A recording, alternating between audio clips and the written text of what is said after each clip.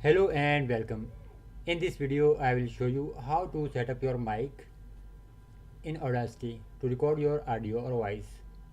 So on this machine I am using Linux or specifically PC Linux OS 2019 and I have installed Audacity here. Now if I click start button I cannot record my audio. If I stop and play I cannot listen anything because my mic is not selected correctly. So let's see how you can fix this problem. Go to edit preferences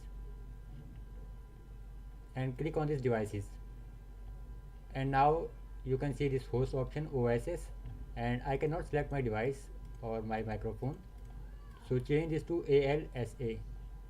And now for the playback you can choose default, pulse or Samsung meter mic, or for recording you can also choose your mic.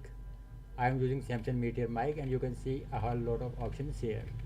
Now I need to select my Samsung meter USB mic. So let's select the I have multiple options, so let's try to select the first one and to make sure everything is working fine.